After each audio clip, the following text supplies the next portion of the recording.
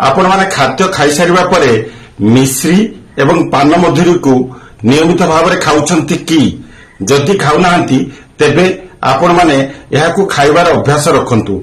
पान मधुरी एवं मिश्रीर कॉम्बिनेशन हजम शक्ति को वृद्धि करने सहित कॉन्स्टिपेशन बा कोष्ठकाठिन्य ठारू दूरेई थाए।